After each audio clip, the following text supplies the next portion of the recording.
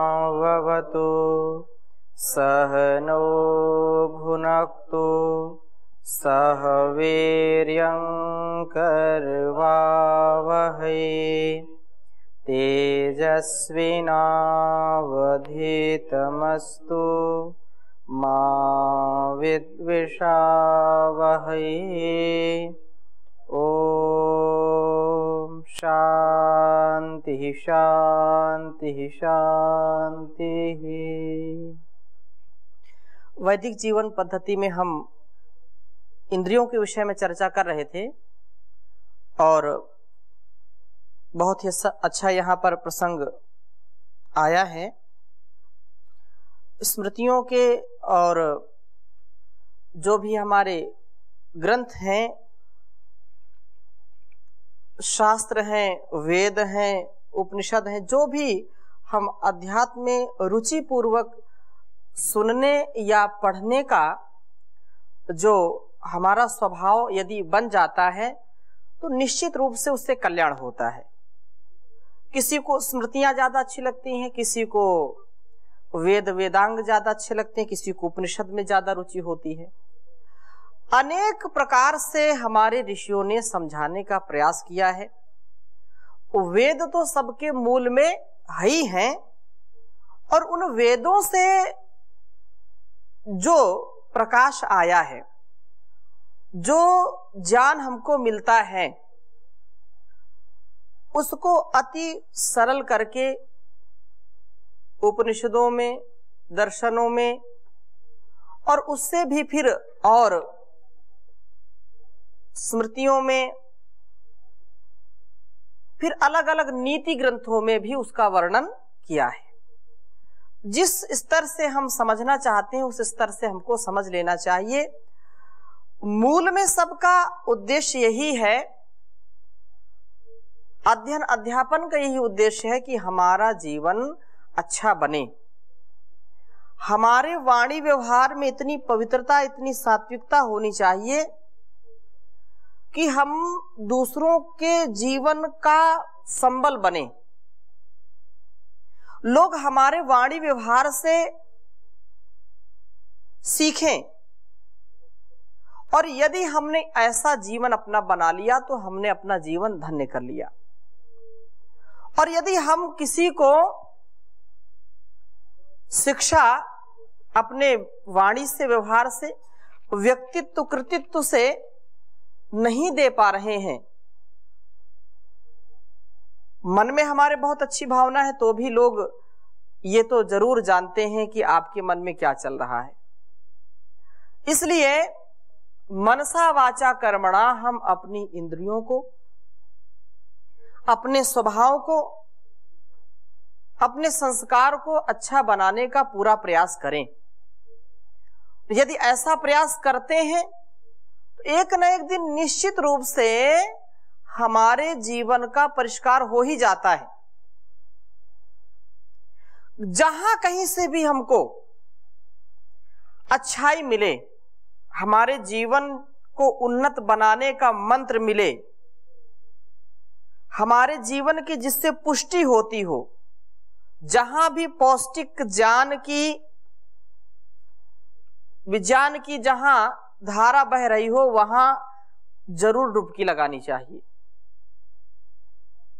ऐसा व्यक्ति कभी ना कभी, कितना भी वो नकारा हो, कितना ही उसके जीवन में दोष हो, अपने दोषों को दूर कर सकता है। और जिसने केवल सुना, मनन नहीं किया, पढ़ा, चिंतन नहीं किया, तो बहुत मुश्किल है। इसलिए हम जहां से जिस बात को समझते हैं वहां से उस बात को हृदय में स्वीकार करें और सकारात्मक विचार के साथ स्वीकारात्मक क्रिया करें। सकारात्मक विचार है, लेकिन सकारात्मकता के साथ साथ हम स्वीकार उसको करके क्रिया तो आरंभ करें। जब तक क्रिया आरंभ नहीं करेंगे तब तक भी ये परेशानी बनी रहेगी। कितना भी हम सुने, कितना भी हम जाने, संस्कार में वो चीज तो धीरे धीरे आएगी, लेकिन हम प्रत्येक दिन यत्न पूर्वक इसको अपने साथ जोड़ने का, अपने जीवन का अंग बनाने का प्रयास करें। चाहे आचार्य चाणक्य हो, चाहे महर्षि देवदयानंद जी हो, आचार्यों की जो परंपरा है उनमें शुक्राचार्य का भी नाम आता है, बहुत विद्वान थे। और उनकी एक नीति, जैसे चाणक्य नीति है तो उनकी शुक्र नीति है। तो शुक्र नीति का एक श्लोक आपके मैं समक्ष रखूंगा। और इंद्रियों को कैसे हम नियंत्रण करें, इंद्रियों को नियंत्रण क्यों करना चाहिए, उसके विषय में शुक्र नीति सार नामक ये ग्रंथ है, इसमें आप पढ़ सकते हैं। और भी बहुत श्लोक हैं, लेकिन मैंने आपके समक्ष इसको रखने का आज मन बनाया था, इसलिए इसको आप लिखिए और समझिए कि ये क्या कह रहा है। ना पीडेदिंद्रियाणि ना चैतान्यति लालयेत इंद्रियाणि प्रमाथीनि हरन्ति प्रसभं मनः न पीडेदिंद्रियाणि न चैतान्यति लालयेत इंद्रियाणि प्रमाथीनि हरन्ति प्रसभं मनः। बहुत सुंदर बात कही यहां पर कि ना पीडेद इंद्रियाणि, ये जो इंद्रियां हैं, ना तो चक्षु आदि इंद्रियों को, मनुष्य ना तो चक्षु आदि इंद्रियों को उनके विषय से बलपूर्वक अलग रख करके अत्यंत पीड़ित करे, ना पीडेद इंद्रियाणि ना चा एतानी अतिलालयेत, इन इंद्रियों को बहुत ही जबरदस्ती, बलपूर्वक, हठपूर्वक जो है विषयों से अलग न रख करके और न विषयों में अधिक आसक्त रख करके, न चा अति लालयेत, उनका ठीक है जाने दो जिधर जा रही इंद्रियां, जो जहां विषय आता है वहीं पर छोड़ दिया, ऐसा भी नहीं होना चाहिए। और बहुत अधिक जोर भी नहीं लगाना चाहिए। इसका तात्पर्य विपरीत बिल्कुल नहीं लेना कि आरंभ में तो जबरदस्ती करनी पड़ती है, ठीक है, लेकिन इसका आशय ये है कि आप बाहर, जैसे गीता में हमने पीछे पढ़ा था कि हम मन से तो हम उनको चाह रहे हैं विषयों को, लेकिन इंद्रियों को बाहर से दबा रहे हैं, लेकिन अंदर उसकी लालसा बढ़ती ही जा रही है। ऐसी स्थिति नहीं होनी चाहिए। आरंभ में यदि आसक्त है तो उसको और कम करें, और कम करें, और कम करें, और कम करते चले जाएं। बढ़ाना नहीं है, विषयों की आसक्ति को बढ़ाना नहीं है, उसको धीरे धीरे कम करना है। और आगे कहा कि समभाव से विषयों का उपभोग करना, न ज्यादा न कम, जीवन में रहे हमेशा सम, समता में रहेंगे तो जीवन हमारा संतुलित रहेगा। संतुलन ही जीवन है, संयम ही जीवन है। असंतुलित आहार, असंतुलित विचार, असंतुलित व्यवहार, असंतुलित दिनचर्या, ये हमारे जीवन के लिए कल्याणकारी नहीं है। इसलिए कहा कि विषयों में आसक्त रख कर के इंद्रियों को ज्यादा उनमें ज्यादा जो है उनका लालन पालन नहीं करना चाहिए कि ठीक है जहां जा रहे हैं जाने दीजिए, ऐसा नहीं। और विषयों के उपभोग में भी हमको बहुत ही संयम बरतना है, क्योंकि इंद्रियाणि प्रमाथीनि, ये इंद्रियां क्या हैं? प्रमाथीनि, मत देती हैं हमारे स्वभाव को, बुद्धि को बिल्कुल मत देती हैं क्या करना क्या नहीं करना। व्यक्ति वहां पर किम कर्तव्य विमूढ़ हो जाता है, जब विषयों का अधिक वेग आता है, इंद्रियां उनकी ओर आसक्त होती हैं। इसलिए ये इंद्रियां अत्यंत शक्तिशाली हैं, ये मनुष्य को जो है विचलित कर देती हैं, उसके मन को मत डालती हैं। इंद्रियों को वश में रखने से अनर्थ हो जाता है, बहुत अनर्थ का हमारे जीवन में हम मुंह देखते हैं, अर्थात असफलता होती है हमारे जीवन में। हमारा जो लक्ष्य है वो ओझल हो जाता है, नष्ट हो जाता है। इसलिए इन्हें वश में करने का यत्न करना चाहिए, प्रयत्न करना चाहिए। और इसी के आगे 16वां श्लोक शुक्राचार्य जी लिख रहे हैं, एणो गजः पतंगश्च भृंगो मीनस्तु पंचमः शब्द स्पर्श रूप गंधैस्ते हता खलु। कि हिरन, हाथी, पतंग, जो आप श्लोक बार बार सुनते हैं, हिरन, हाथी, पतंग, भौरा, मछली, ये 5 अलग अलग शब्द स्पर्श रूप रस गंध, इनमें 5 विषयों में फंसे रहते हैं और निश्चित ही मारे जाते हैं। हता खलु, निश्चित ही इनका जीवन समाप्त हो जाता है। इसलिए इनसे जो है विषयों से दूर रहने का प्रयास करें। संतुलित जो हमारे लिए आवश्यक है वो तो करना ही है, लेकिन आसक्त उस पर नहीं होना है, ये विषय है। और जो विषय हैं उनमें सबसे अधिक विषय के ऊपर आचार्य चाणक्य भी बल देते हैं, आचार्य शुक्राचार्य भी बल देते हैं, महर्षि मनु ने भी इस बात को लिखा है कि एषु स्पर्शो वर स्त्रीणाम स्वांतहारी मुनेरपि अतो अप्रमत्तः सेवेत विषयास्तु यथोचितान् मात्रा स्वस्रा दुहित्रा वा नात एतं कातिकं वसेत। अर्थात नात्यंतई कांतिकम, बहुत ही नजदीक या एकांत में कभी भी अपनी बड़ी बहन हो, छोटी बहन हो, या किसी भी, क्योंकि ये मन जो है मत डालती हैं इंद्रियां, व्यक्ति को पापी बना देती हैं। इसलिए ये है तो थोड़ी सी कड़वी बात, लेकिन इंद्रिय का संयम जो है यदि है तब तो ठीक है, और उसमें भी इंद्रिय संयम का हमको पूरा प्रयास करना चाहिए। तो जो आचार्यों ने लिखा है, यथार्थ लिखा है, उसको हम कितना स्वीकार कर पाते हैं ये हमारे ऊपर निर्भर करता है। कहा कि इन शब्द आदि के जो विषय है, रूप रस गंध स्पर्श आदि के जो विषय हैं, इनमें मुख्य रूप से ये विशेष ध्यान देना चाहिए कि जो आसक्ति है रूप के प्रति, स्पर्श के प्रति, उससे दूर होने का प्रयास करें।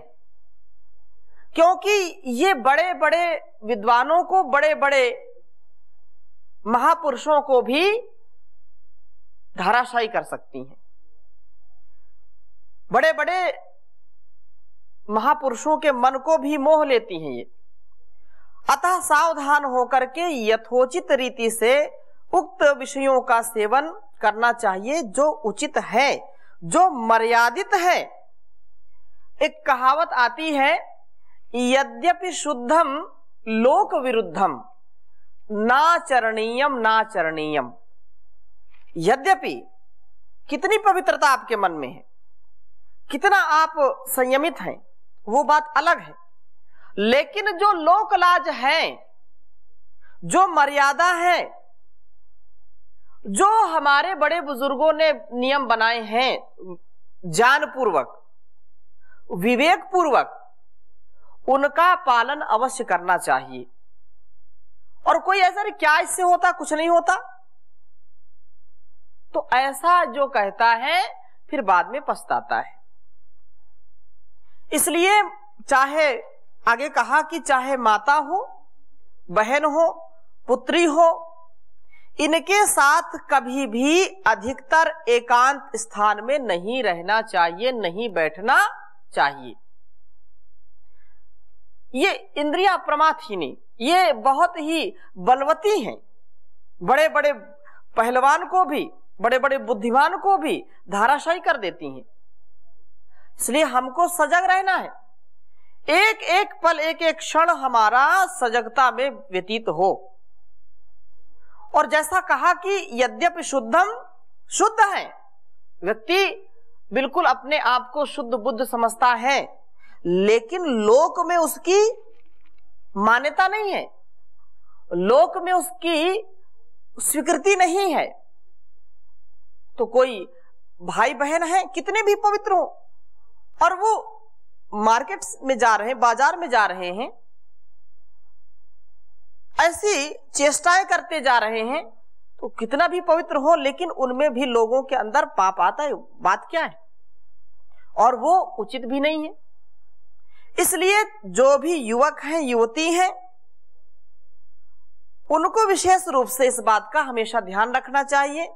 और चाहे पिता हो तो भी इस बात का ध्यान रखना चाहिए कि जो शास्त्रोक्त बातें हैं उनको हम अपने ढंग से लंबा चौड़ा कर सकते हैं, तर्क वितर्क कर सकते हैं, बात ठीक है, लेकिन ये जो बातें हैं ये निश्चित रूप से घटित होती हैं। ऐसे दृश्यों को हम बैठ करके परिवार में देखते हैं जिसका कुसंस्कार हमारे बच्चों के मन में आता है, बड़ों के मन में आता है, और वो उसको हम समझते हैं कि ये तो मॉडर्न युग है, हम बहुत आधुनिक हो गए हैं। ऐसी चीजों का सेवन कभी ना करें। चाहे कोई दूरसंचार में जो भी दूरदर्शन में देखते हैं या मोबाइल्स पर देखते हैं, ऐसा एक भी व्यवहार यदि हमारा अपने छोटे या जो मर्यादित व्यवस्था उससे हम यदि विपरीत आचरण करते हैं, प्रतिकूल आचरण करते हैं, तो एक न एक दिन वह निश्चित रूप से व्यक्ति दुखी होगा। जी।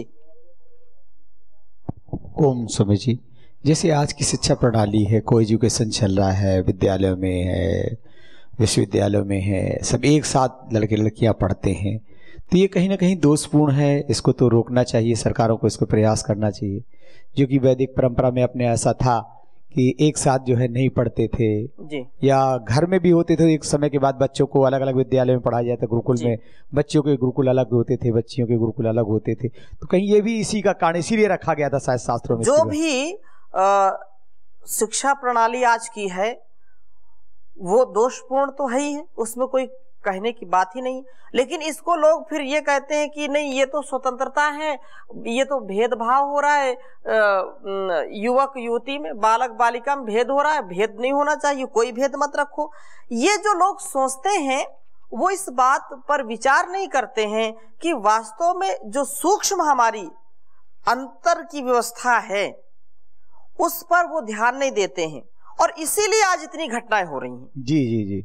उसके मूल में यही कारण है कि नहीं, लड़कों में लड़कियों में क्या अंतर है, एक समान व्यवहार करना चाहिए। ये कभी एक समान होता नहीं है, यथा योग व्यवहार होता है। यथा योग व्यवहार उस कभी भी हमारे शास्त्रों में, हमारे वेद में या वैदिक जो परंपरा है, वैदिक जो संस्कार है, उसमें कभी भी भेदभाव नहीं रखा है। वह कितना सम्मान दिया है। यत्र तु नार्यस्तु पूजन्ते रमन्ते तत्र देवता। जिस घर में, जिस स्थान में माँ बहन बेटी का सम्मान होता है वहां देवता वास करते हैं। ये कोई ऐसे नहीं लिख दिया है। आज भी आप उस घर को देखिए जहां पर यथायोग व्यवहार होता है, बहुत शालीनता है, सुशीलता है, शील और स्वभाव जहां अच्छा है हमारे परिवारों में, चाहे वो पिता हो, माता हो, बहन हो, भाई हो, चाचा हो, ताऊ हो, जहां एक मर्यादित व्यवस्था है वहां पर देवता सचमुच वास करते हैं।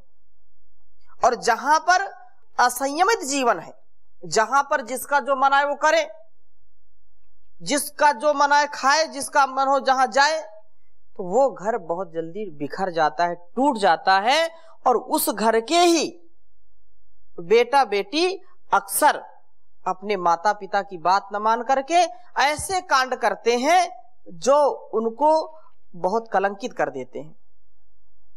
यदि हम अपने घर को स्वर्ग बनाना चाहते हैं, अपने माता पिता, अपने गुरुजनों का आदर करना चाहते हैं, अपने कुल वंश और परंपरा को यदि अक्षुण्ण बनाए रखना चाहते हैं, पवित्रता से यदि रखना चाहते हैं, तो निश्चित रूप से ये हमको इंद्रियों पर नियंत्रण करना चाहिए। और नए नए जो बार बार आती हैं बातें कि नए नए लोग जो ये बात करते, नहीं नहीं कुछ नहीं, सब ये उस जमाने की बात चली गई, सतयुग की बात चली गई, अब कलयुग आ गया है, अब तो ये सब कुछ नहीं है, तो वो लोग निश्चित रूप से धोखा खाएंगे, ठोकर खाएंगे और गिरेंगे।